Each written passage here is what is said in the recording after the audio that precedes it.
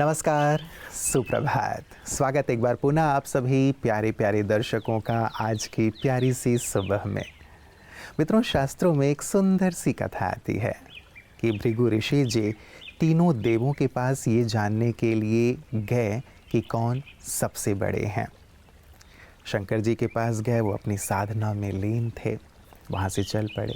ब्रह्मा जी के पास गए तो वो अपनी रचना के कार्य में लगे हुए थे, तल्लीन थे, उन्होंने भृगु जी की तरफ देखा ही नहीं। और जब ये विष्णु जी के पास गए तो विष्णु जी भी शेष सैया पर विश्राम कर रहे थे। तो अब इन्हें ज़ोर का गुस्सा आ गया कि ना शंकर जी ने मेरी तरफ ध्यान दिया, ना ब्रह्मा जी ने, अब ये भी बहुत ही आनंद से लेटे हुए हैं। तो भृगु जी ने एक जोर की लात उनके सीने पर मार दी।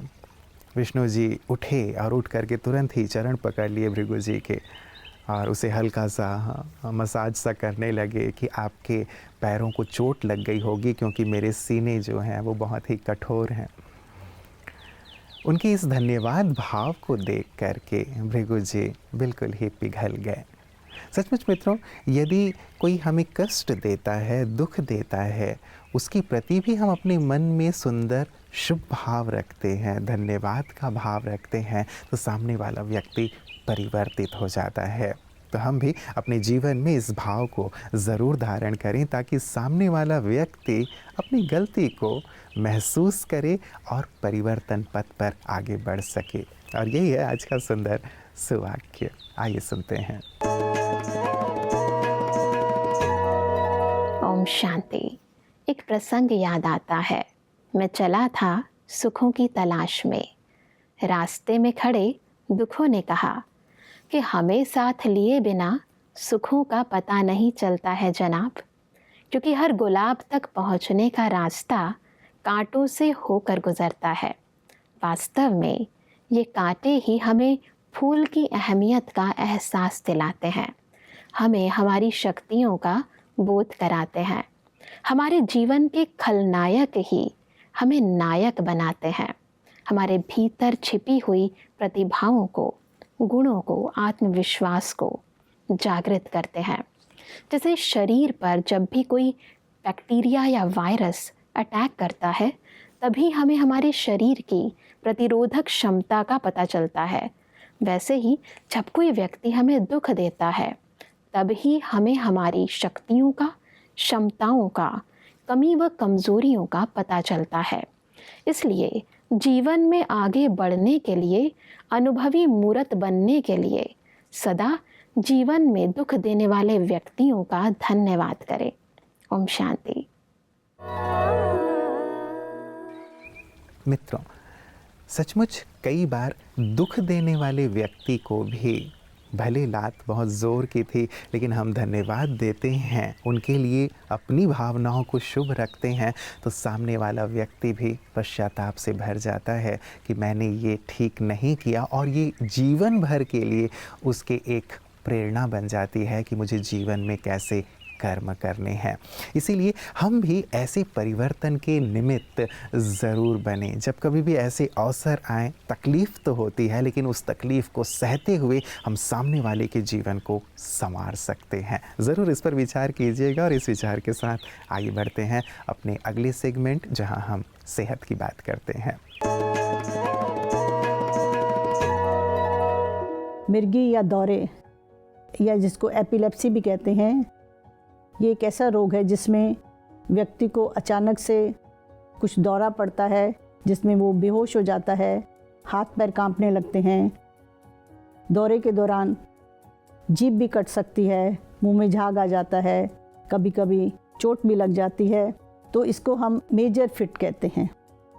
लेकिन ये जानना ज़रूरी है कि मिर्गी के सभी दौरे इस तरह के नहीं होते। कुछ दौरे ऐसे भी होते हैं जिनमें इस तरह की बेहोशी और हाथ पैर कांपना नहीं होता, सिर्फ व्यक्ति कुछ अजीब बात करने लगता है।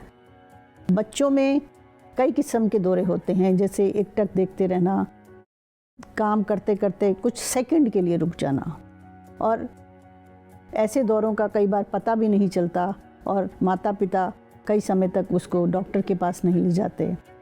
दौरे का इलाज है जिसमें सीटी स्कैन, एमआरआई और ईजी मुख्य हैं। कब कुछ ब्लड के टेस्ट भी करने होते हैं। अगर हम दौरे का कुछ कारण प्राप्त कर सकते हैं तो उसका इलाज करने से हम दौरों को कंट्रोल भी कर सकते हैं, रोक भी सकते हैं। एक जो बहुत ही कॉमन कारण है वो है जिसको हम न्यूरोसिस्टिक सर्कोसिस कहते हैं।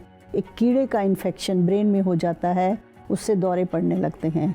लेकिन इसका इलाज बहुत ही सरल है और कुछ ही महीनों में दौरे कंट्रोल हो जाते हैं और कुछ महीने या 1-1.5 साल में दौरे की दवा बंद भी हो सकती है। तो दौरे का इलाज संभव है और सबका इलाज एक जैसा नहीं है और सबकी दवाई बंद नहीं हो सकती। ये कुछ चीज़ें जाननी बहुत ज़रूरी हैं। मित्रों, आज नवरात्रि का दूसरा दिन है। नौ दुर्गा के दूसरे स्वरूप देवी ब्रह्मचारिणी जी की आज पूजा होती है, आराधना होती है, जिन्हें तपस्यारिणी भी कहा जाता है, जिन्होंने कठिन तप किया। जो ब्रह्मचारिणी जी के इस रूप को अपने मन में रखते हैं, उनका मन कर्तव्य पथ पर हमेशा अडोल होकर चलता रहता है, वो कभी विचलित नहीं होते। साथ ही कहते हैं कि जब इस रूप में हम ब्रह्मचारिणी जी को याद करते हैं तो वो हमें सभी दोषों से, दुर्गुणों से मुक्त कर देती हैं और विजय का वरदान भी देती हैं। तो मित्रों, आज के इस दिवस में हम भी अपने कर्तव्य पथ पर अचल अडोल होकर चलने की, अपने दोषों को, दुर्गुणों को दूर करने का सुंदर संकल्प लें। और इसी संकल्प के साथ आइए देखते हैं ब्रह्मचारिणी जी के इस सुंदर स्वरूप को। नवरात्रि के पावन पर्व के द्वितीय दिवस पर ब्रह्मचारिणी की पूजा होती है। साधना के मार्ग में ब्रह्मचर्य का बहुत ही महत्व है। हमें दैहिक और सांसारिक इच्छाओं से ऊपर उठना है और अपनी आत्मिक उन्नति के लिए हमें साधनारत रहना है। जब पवित्रता का हमारे जीवन में धारणा नहीं होती है और हम देहभान में रहते हैं तो हमें अनेक प्रकार की इच्छाएं, कामनाएं मन में उत्पन्न होती हैं।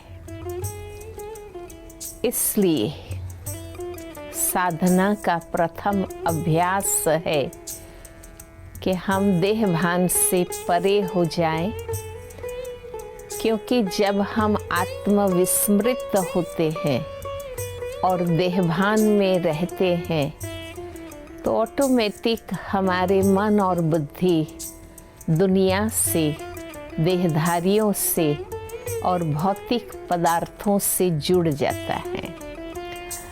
इच्छाओं का कोई अंत नहीं है।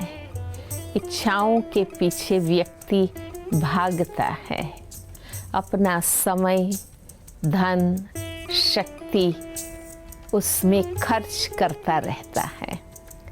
लेकिन ब्रह्मचारिणी जीवन हमारे मन को शुद्ध करता है और ये हमें समझना है कि अगर आत्मिक उन्नति करनी है तो हमें भौतिक इच्छाओं को कम करना चाहिए।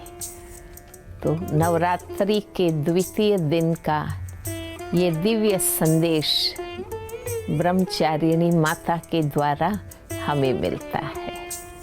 ओम शांति। देवी ब्रह्मचारिणी जी का कितना सुंदर, सुखदायी स्वरूप, कल्याणकारी स्वरूप। सचमुच दुख देने वालों को भी जो सुख दे, कल्याण का भाव रखे, वही तो देवी है। प्रजापिता ब्रह्मा बाबा की भी बात मुझे याद आ रही है मित्रों, जो कि ब्रह्मा कुमारीज़ के फाउंडिंग फादर थे।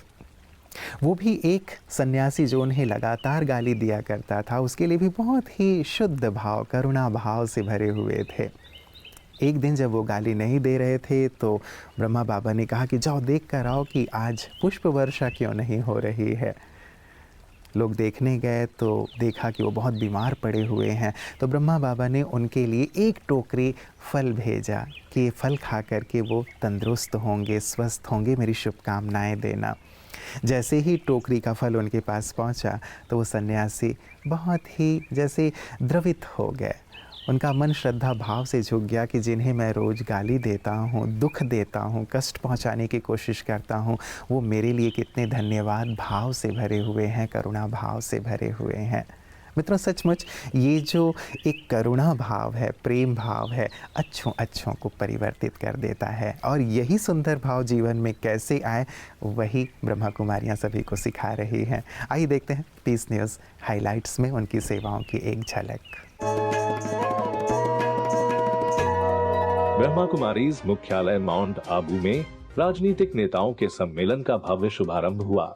दया और करुणा के लिए आध्यात्मिक सशक्तिकरण विषय पर अपने विचार रखने के लिए ब्रह्मा कुमारीज की मुख्य प्रशासिका परम आदरणीय दादी रतन मोहिनी जी, ब्रह्मा कुमारीज के अतिरिक्त महासचिव राजयोगी बी के ब्रजमोहन भाई जी मुख्य वक्ता के रूप में, ब्रह्मा कुमारीज ओम शांति रिट्रीट सेंटर की निदेशिका बी के आशा, बिहार के मुंगेर से विधायक भ्राता प्रणव कुमार जी, मध्य प्रदेश के हत्था से विधायक भ्राता पुरुषोत्तम लाल जी, मध्य प्रदेश से पूर्व मंत्री एवं विधायक भ्राता प्रदीप जायसवाल जी, नेपाल से सांसद भ्राता अमर शर्मा देवराज भार जी तथा अन्य महानुभाव उपस्थित हुए। लोकसभा अध्यक्ष माननीय ओम बिरला जी ने एक वीडियो के माध्यम से इस सम्मेलन के लिए अपनी शुभकामनाएं भेजी। ब्रह्मा कुमारी संस्थान नैतिक मूल्यों के विकास एवं सभ्य समाज के निर्माण में अतुलनीय योगदान दे रहा है। हम सभी एक परम पिता परमात्मा की संतान, आपस में भाई बहन, एक ही ईश्वरीय परिवार के हैं। अगर आपने संसार को इस रूप से आज देखा है, देख रहे हैं, इसका इलाज भी हमें ही ढूंढना होगा। कहाँ हम देवी देवता थे, प्रजा भी देवी देवता थी, सुख साधन संपन्नता थी, आत्माएं पावन थी। आज धीरे धीरे धीरे धीरे राज सत्ता तो नहीं रही, राजनीति हो गई है। मैं समझता हूँ कि निश्चित रूप से भारत के हर राजनेता को, हर नेता को यहाँ पर कम से कम एक बार यहाँ पर आकर ट्रेनिंग लेना चाहिए। अंत में बड़ौदा से पधारी बी के अरुणा दीदी ने सभी को राजयोग की अनुभूति कराई।